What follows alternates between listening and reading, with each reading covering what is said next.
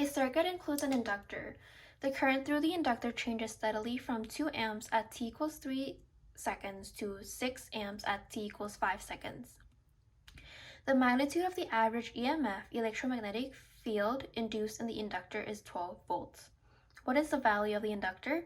Okay, so before we begin, we need to recall that the EMF induced in the inductor has an equation that says that EMF of the inductor is equal to the negative value of the inductor, L, times the change in current, delta I, over change in T, as in time, delta time. So,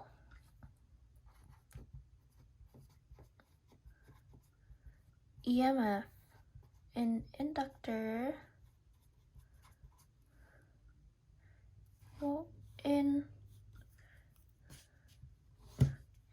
EMF in inductor, L is value of inductor, DI is change in current, dt is change in time. Okay, now that we have that, we can expand this. So E inductor is going to be equal negative inductor. Delta I is the same thing as current final minus current initial. Over delta T is same thing as time final minus time initial. Okay, once we have this, we could just plug and chug. So EMF of inductor, we know it says here the magnitude of the average EMF induced in the inductor is 12 volts. So we have 12 equals, we don't know the L because we want to solve for the L, so we don't know the L, so we leave it like that.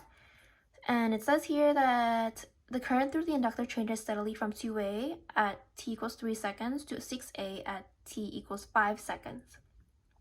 6A is going to be our final current, so 6 minus initial, which is our 2, over our final time, which is 5, minus initial time, which is 3.